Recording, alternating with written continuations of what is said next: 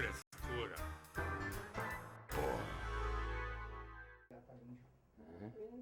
Vem cá, tá rodando esse troço, não tá rodando? Tá rodando. Ah, estou com Jorge Bodansky. A gente estava falando muita coisa, eu e o Jorge Bodansky. Nós nos conhecemos há muito mais tempo do que vocês pensam, porque está ali no briefing que vocês fizeram que o Jorge Bodansky começou como cineasta com Iracema. Não é bem assim. Ele tinha, por exemplo, nós fizemos Gamal, o Delírio do Sexo com João Batista de Andrade, e a participação minha e do Bodansky foi efetiva na realização do filme. Eu falo realização não no sentido que ele só fotografou como um lambi-lambi e eu só estava presente lá. Não, a gente participou, de certa maneira, da criação. Era uma equipe de faz tudo, né? Não tinha estrutura nenhuma, né? Nós então era um com happening. 10 latas, né? Íamos para a rua e as coisas aconteciam, né? Até a revelia da gente. As pessoas que estavam assistindo a filmagem entravam na filmagem. Né? A gente aproveitava não tinha um puto, né? Quer dizer, foi feito... Eu não me lembro de ter ganho um tostão naquela fase. Não se falava em dinheiro, né? Nem contrato, nem nada. Não se cogitava nessa questão. Era um prazer fazer cinema, já era o pagamento. A nossa equipe quase não era uma equipe, né? Nós éramos 5 pessoas, cabíamos todos dentro de uma Kombi. Tinha um fotógrafo que dirigia o caminhão. Às vezes. Aí passou essa equipe do ZDF, fazendo um outro documentário, não sei do que, e nos viu filmando lá e ficou muito surpreso quando souberam que a gente estava fazendo um documentário para a televisão alemã, né? Para o mesmo canal que eles também trabalhavam. E só que eles, apesar de ser uma equipe de reportagem, eles eram muito maiores que a gente. Era uma equipe como essa daqui, 2 câmeras, 6 pessoas, né? Sim. E nós com uma câmera e 3 cabeças de Lowell, fazendo um filme para um programa de ficção, né? Que é o Kleines Mas olha aqui, tinha uma equipe da CDF que filmava festas religiosas no mundo inteiro. Tinha uma equipe que filmava... Não, tem uma equipe que não estava filmando lá, eles passaram lá. Porque o presidente da CDF estava lá, você me disse. Não, mas não é o presidente, o diretor do programa, ele foi para assistir a nossa filmagem, para ver ver se estava acontecendo a nossa filmagem. Ele não tinha a ver com os outros, não. Bom. Era o Eckhart Stein, ele foi nos visitar lá, né? Para ver se era verdade que a gente estava filmando, porque os alemães ficavam muito desconfiados, né? Uma equipe da América do Sul. Não, e para o que eles estão fazendo lá, uma terra primitiva dessas, onde tem doenças, mosquitos e malária. Tinha malária. Tinha tudo lá, né?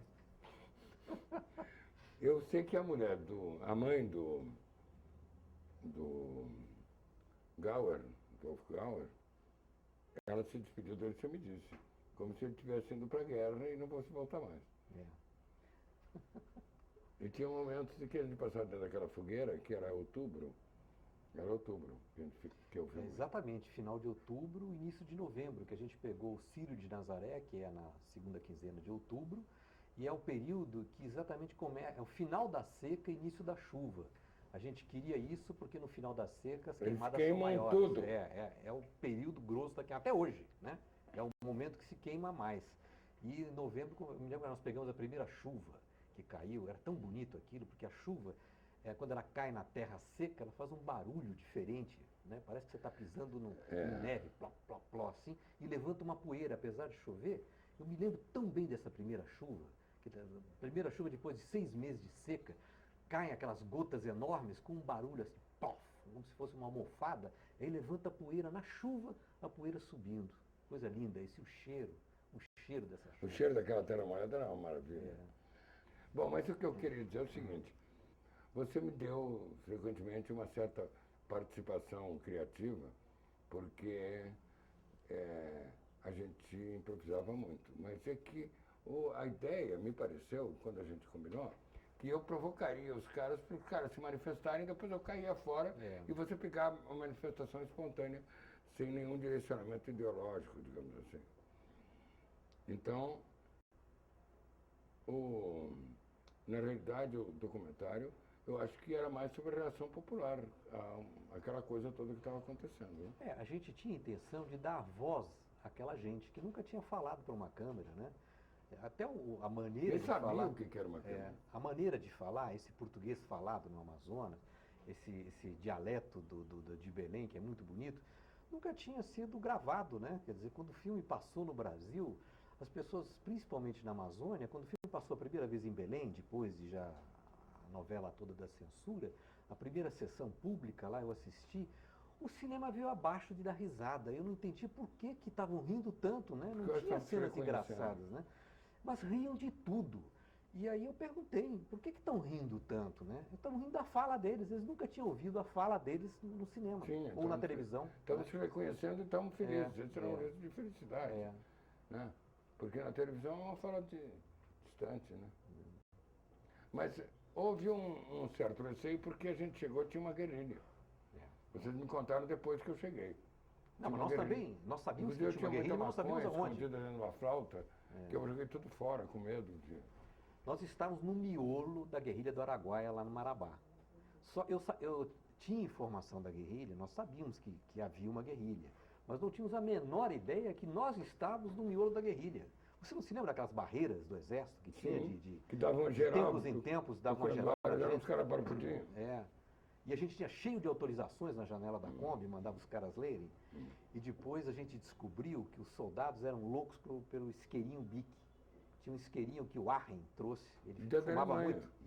E aí nós demos um isqueirinho para um soldado, ele passou um rádio para a barreira seguinte, avisando, olha, esses caras têm uns isqueirinhos. E a gente já sabendo, a gente já chegou na janela com o isqueirinho, o cara pegava o isqueirinho e nos deixava passar. Alguns, né? Outras vezes a gente era revistado até a alma. Essa história eu não soube direito, não. Mas, isso tudo deu uma atmosfera, durante a filmagem, de que estava acontecendo algum troço por ali e que era meio perigoso. Meio perigoso? Você não se lembra aquele delegado armado que nos revistou e que o Arren, que não estava entendendo nada, porque era um alemão que não falava uma palavra de português, ele viu o revólver do cara, sentiu ameaça. Mas sabe de uma coisa? Lá todo mundo andava armado, porque lá em Vila Rondon, eu tinha quer dizer, tinha umas 7, 8 mulheres para cada homem, a proporção era essa, né? Eu acho que sim. Uma mulher com 15 já era velha, né? Mas tinha uma fuá, quer dizer, a zona não tinha, lá é a zona. A zona era a cidade, né? Era tudo puteiro mesmo. Era uma zona, era uma grande zona, né? E tinha também uma fuá, um parque de diversões, em que os caras, aqueles casca grossa mesmo, os caras ficavam andando de balanço, andando de balanço. E tinha também um negócio de argola, de pegar maçã. E tinha um cara jogando, e que ele estava com um montão de maçãs, assim, ó. E eu tinha encontrado aquele cara no barbeiro. E eu falei, o que você faz com tanta maçã? Ele falou assim, eu dou para as crianças. Quer dizer, ele gostava do jogo, não das maçãs. E eu falei, mas você tem skill, né? Você é bom nisso. O problema é o revólver. Eu falei, mas por quê? É porque não pode aparecer, entendeu? Então isso limita o meu movimento. Eu não posso me inclinar muito porque aparece o revólver embaixo do casaco. Eu pensei assim, porra, o cara está num parque de diversões se comportando como se fosse uma criança. E ao mesmo tempo ele está armado, que todo mundo andava armado. Era um faroeste lá na realidade. O pior que ainda é, né? O pior que ainda é. Aquilo que a gente vivenciou lá... 30 anos, não faz? 35 anos. A Lara tinha nascido... Tudo aquilo, tudo que a gente vivenciou lá, dentro e fora do filme, hoje é muito pior. Eu tenho viajado bastante, inclusive por aquela região também, voltei a fazer filmes lá. Infelizmente, a cada vez que a gente se defronta com essa paisagem, com essa situação, piorou muito. Tudo. O trabalho escravo, a derrubada, a chegada da grilagem, a questão da terra, a impunidade, né, a chegada do gado, né, igualzinho. A extração da madeira. A extração da madeira, também, extração ilegal da madeira. Dos caras entrando lá com não tem nada que a gente abordou que não continua pior hoje. Bem, esse filme esse filme é tese, o cacete, né? É um culto, é um clássico. E tem, às vezes, algumas pessoas dão condição de profecia a esse filme.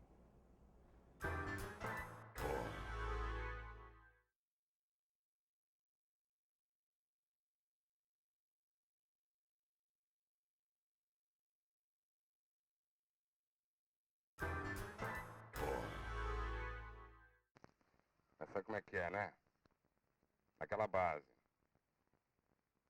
Alguns toros por cima e no meio tudo madeira de lei. Acontece que... O que é por causa da moça? Pode falar que ela é de confiança. Não, não é por isso não, é que o senhor sabe, madeira de lei não pode tirar, é proibido, né? Não quer vender? Eu tô pagando o melhor preço da estrada, à vista. Se não quer, eu procuro outro. Mas tudo que aconteceu do filme, ele virar isso que virou, virar um filme de cinema, foi a posteriori, não foi planejado para isso.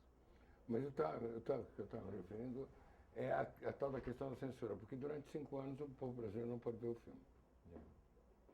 Não pôde em termos, porque ele passou com cópias em 16 em cineclubes e nas organizações da igreja, nas pastorais da terra. Pastorais da terra. Então ele teve uma razoável distribuição. Nas casas paroquiais. No âmbito de cineclube, né? Isso ele teve. Né? Ele passou o Brasil inteiro, foi exibido as poucas cópias que a gente conseguiu trazer desse filme para cá, acho que 2 ou 3 cópias em 16, que foram exibidas à exaustão, né? Chegaram a desmilinguir de tanto projetar. Aí o filme, como ele foi revelado, você perguntou revelado na Alemanha, ele foi revelado na Alemanha porque não tinha revelação do negativo. Não tinha como, não tinha recurso. Não tinha recursos, os laboratórios no Brasil não revelavam o 16 colorido, só revelavam o 16 preto e branco. Então eu tinha que revelar esse filme na Alemanha.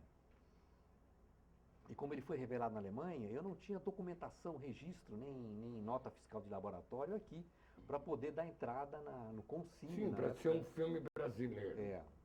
Até hoje, né, para você pegar o CPB, o Certificado de Produto Brasileiro, a burocracia exige um absurdo, né? Estou tirando isso agora para o terceiro milênio, para a Cinemateca, né?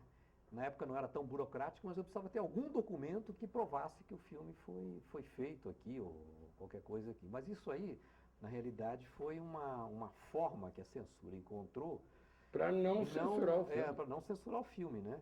Não, o filme não chegou a ser proibido, né? Eles diziam que o filme não era brasileiro. Censurado. O filme, cada festival que o filme era convidado, a embaixada brasileira daquele país mandava um telegrama para o festival dizendo que o filme não era brasileiro. Então a censura lavou as mãos dizendo: o filme não é brasileiro, nós não aceitamos ele. Aí eu quase que eu registro ele como panamenho. Por quê, né? O filme rodado no Brasil, falado em português, com atores brasileiros, não era considerado brasileiro. Um objeto brasileiro, né? O tema, o acontecimento era brasileiro. Mas isso hoje é tão absurdo, né? Os filmes têm coprodução com 5, 6 países, você vai ficar agora dizendo é mais isso ou mais aquilo, isso é tão secundário. A alma do filme é brasileira, importa a história que ele está contando e do que ele está falando. Mas, Bodansky, que agora com esse negócio da internet, essas coisas todas estão se tornando cada vez mais irrelevantes. E essa questão da autoria, né, do direito autoral, da propriedade intelectual das obras audiovisuais, ficou meio embaçada essa questão, né? Porque qualquer um vai lá e puxa. Né? Por exemplo, a questão a apropriação está liberada, né? O direito autoral ele vai acabar na forma que ele existe hoje. Né? É uma previsão de que em 2015 o próprio ministro da Justiça americana vai extinguir o direito autoral, vai ser proibido o direito autoral. Não vai existir mais direito autoral. Né? Vai ter que se descobrir outras formas de remunerar os autores. Né? Eu nunca fui muito a favor do direito autoral, mesmo quando era uma luta de esquerda pelo direito autoral, eu achava, mas espera um pouquinho de esquerda, mas aí a plutocracia, o senso de apropriação, de eu sou o dono, que é uma coisa essencialmente capitalista, que gerou o capitalismo, aliás, né? mesmo se falando de um capitalismo mais civilizado, não de um capitalismo selvagem, exatamente esse sentimento é meu, fui eu, né? Que é complicado. O que Para tá- nós, o que tá Bodansky, surgindo por hoje, exemplo, você não chegou a pensar em... Por mais que eu tenha participado desse filme, quando você lançou o DVD, você não chegou a pensar em me dar uma participação. Porque esse negócio já era desprezível isso. E eu sequer pensei em falar contigo, abordar esse tema contigo. Mas Por mais que você diga, por exemplo, às vezes em matérias, que eu sou coautor do filme em certos momentos, no momento que eu estou em cena é possível. Porque, afinal de contas, eu fazia uma provocação para aqueles caras, para o objeto do filme, que eram os caras, falar. O filme foi concebido assim, né, com um trabalho de equipe, né, tanto é que na primeira versão dos letreiros do filme, que foi ao ar na TV alemã, estava escrito assim, equipe, e todas as pessoas listadas lá como equipe, não especifiquei as funções. Isso que deu origem à polêmica depois com Orlando Senna. Ele se aproveitou dessa liberdade que a gente deu, vamos dizer, criativa da equipe para assumir, vamos dizer, a autoria do filme como sendo ele o único autor. Hoje isso está sanado, né? Eu tive depois refazer os roteiros explicando, esse é diretor, esse é co-diretor, esse não sei o que. No caso do Iracema, isso é uma coisa a posteriori, isso não existiu na hora da filmagem. Todo mundo trabalhou ali com participação ativa na criação do filme. Mas eu quero dizer o seguinte, a questão do direito autoral é muito interessante que você levantou. Hoje está se discutindo um negócio chamado Creative Commons, quer dizer, o direito livre. Commodities. Não é commodities, Creative Commons, quer dizer, Não o sei direito é criativo, é livre. Né? Ah, tá. E os trabalhos que estão sendo feitos hoje, eu estou trabalhando muito com produtos que vão primeiramente para a internet, depois para outras mídias. A base é essa, quer dizer, você em vez de assinar uma autorização cedendo direitos, você abre esses direitos geral, entende? Dentro dessa fórmula Creative Commons. Então o direito é livre. Eu já trabalho com esse direito livre. Então todos os produtos dessa forma de direito, sejam eles quais forem, já são livres. Já tem Muita gente está trabalhando assim. que está dizendo, pode copiar, levar como quiser, desde que não comercialize. Mas Não, pode até, quer dizer, não pode comercializar. até, no sentido tenta aí, de- vende na... Mas é livre, é livre. Quer dizer, como é que o cara vai comercializar uma coisa que é livre? Né? Ninguém vai pagar direitos por uma coisa livre. É, né? claro. É. Mas a tendência é essa. Não adianta você querer segurar. Quem segura está atrasado, está perdendo, né? Teve essa banda Radiohead, né? Que fez uma experiência, uma banda de rock famosíssima. E eles Imitando os outros, de certa maneira. eles lançaram ano passado um álbum, e lançaram esse álbum livre na internet, né? E disseram o seguinte, cada um, se quiser pagar, pode pagar de $1 a $5, né? Então algumas pessoas pagaram, mas as pessoas que pagaram, mesmo pagando pouquinho, $1 ou até $5, como eles receberam direto, sem intermediários, eles ganharam mais do que nas vendas que eles fizeram com os álbuns através de empresas com distribuidoras. fábrica Então aí liberaram, né? Foi um Distribuidora. modelo que quebrou tudo. Hoje os distribuidores estão com a mão na cabeça, porque esse modelo que está aí, para música e cinema, não funciona mais.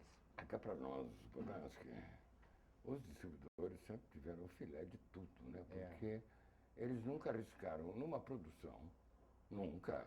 Eles sempre escolheram para distribuir produções já realizadas. Ou então pela metade, por exemplo, como dá uma lotação, que a distribuidora deu uma grana para o Neville terminar o filme, porque sentiram que aquilo ia ser um bom produto de mercado. E o exibidor tem pelo menos o patrimônio do cinema, aquela porra lá. Hoje é. Eu acho que a distribuição... E o distribuidor não entra com porra nenhuma e ganha 20%. O distribuidor, ele é descendente, eu acho, diretamente da Idade Média dos ladrões de cavalo, né? Quer dizer, é um cara que rouba aqui e rouba ali. Ele não produz nada, é um intermediário, né? É uma coisa nefasta. Sim, quer dizer, isso cabe uma reflexão a respeito desses papos de pirataria. Eu tenho a impressão que o negócio de pirataria, não sei, o que você acha dessa história aí? Eu sou a favor da pirataria. Uma vez eu pensei com a Lara que a gente estava querendo fazer um filme, que a gente podia produzir, o pirata sou eu, então, eu sou pirata de mim mesmo. Então a gente produz um filme e vai direto para 25 de março para o Camelô. Eu me lembro que matéria que eu fiz com a Luciana Chimenez, Ela perguntou assim, você viu Tropa de Elite? Eu falei assim, eu estava na Liberdade jogando sinuca com um amigo meu que tem umas moças que ajudam ele, que trabalham lá na Liberdade, no puteiro, né? E tinha também um senhor que ajudava as moças e tal, e já tinha encerrado o expediente, a gente foi lá e tinha vários monitores na casa, e a gente viu o filme lá. E aí a Luciana Gimenez falou assim, era cópia pirata, né? Eu falei, porra, cara, isso é o menor dos pecados. Eu estou dizendo que eu estava num puteiro, com um cafetão e um coronel e umas 10 putas vendo o filme, e você vai querer que eu me importe se era pirata ou não era, porra. Hein? Ela falou assim, era pirata, não era? E os dois filhos de Francisco que o Lula assistiu com o DVD Ele pirata, né? tinha uma cópia pirata, não foi no avião? Foi no avião, é. Então. Né? Aliás, esse Lula... Eu acho que daqui a uns anos a gente vai dar risada dessa discussão pirata não pirata. Isso não vai existir mais. Vai ser tudo livre. Não vai ter como segurar isso. Não tem sentido segurar.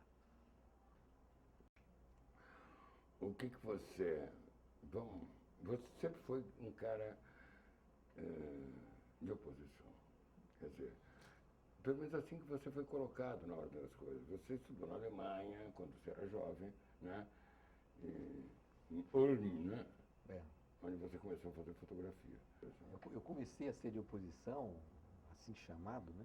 Foi em Brasília, na Universidade de Brasília. Foi lá que eu me formei. Foi aquela do naquele Nelson Pereira caldo Santos? cultural da primeira leva de Brasília, em 64, 65, que eu fui calouro e estudante. Eu estudei 2 anos, nos primeiros 2 anos da Universidade de Brasília. Lá que tudo aconteceu, né? Quando fechou a universidade, em 65, uma demissão de massa dos professores, Foram a 250 primeira invasão, a primeira grande... 250 demitidos. Aí eu me vi sem possibilidade de continuar estudando, voltei para São Paulo, comecei a trabalhar como fotógrafo. Capovilla me convidou, formando a equipe de fotografia do Jornal da Tarde. Eu comecei a trabalhar como fotógrafo do Jornal da Tarde e consegui uma bolsa para a Alemanha em seguida, né, para uma escola de fotografia, e depois eu consegui entrar na escola de cinema de Ulm. É uma escola de design que tinha um departamento de cinema. E aí eu comecei a fazer cinema de fato na Alemanha. Fiquei 2 anos lá, estudei com Klug, Heitz, era o cinema novo alemão começando ali, né? No auge, né, da coisa acontecendo. E aí veio 68, né, na Europa, né? E a escola era uma escola também altamente politizada, e houve invasão policial, repetiu-se aquilo que aconteceu na Universidade de Brasília. Bader-Meinhof, não tinha um negocinho que era Não, alemão? isso foi mais tarde, isso foi no final dos anos 70, mas nos anos 60 tinha a revolta dos estudantes de 68. 68, né? com Bandia Com Bandia, Rudi Dutschke, esse pessoal todo, e a escola se envolveu muito com isso, né? Eu também, com aqueles grupos políticos todos. A polícia também invadiu a escola também fechou na Alemanha, e Capovilla, mais uma vez, me convida para fotografar o Profeta da Fome. É que eu fico, a gente está sempre junto, né? E aí eu voltei para fazer o Profeta da Fome, e não voltei mais para a Alemanha porque a escola acabou, né? Depois fizemos, mais tarde, a gente trabalhou junto mais uma vez nos Mucker. Os Muckers, agora estou foi lembrado, cara. Os Muckers. Lá no Rio Grande do Sul, você fazendo o papel de um coronel. Você sabe que aquele cavalo quase me derruba, né? Que Quando ele vai. você sumiu num momento... Não, o cavalo foi disparando comigo. Isso também.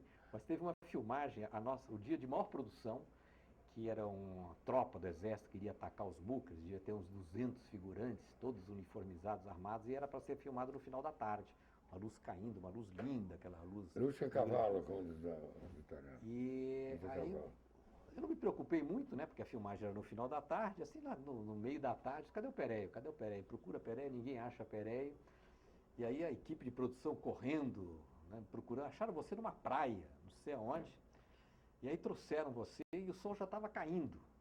E todo mundo, Wolf, eu, puto da vida, né? Por que você corre esse risco de atrasar a filmagem, que tinha que ser no final da tarde? Só que quando você chegou, eu falei, olha, eu brigo com você, ou a gente filma. Eu resolvi filmar, E ficou lindo, porque foi exatamente com No o ponto- sol no se momento pondo, né? E você estava com raiva, porque eu estava olhando com raiva para você, não sei, e o personagem tinha que ser raivoso. Ficou perfeito. Aí eu falei, aí eu acabamos dei não um brigando. esporro, montei no cavalo e o cavalo disparou comigo. O cavalo também foi, estava né? bravo. E eu tive que jogar ele contra um poste preto, que ele empinou. Obrigado, Podanski. Tá bom. Foi muito boa essa entrevista. Eu me diverti muito, pelo menos.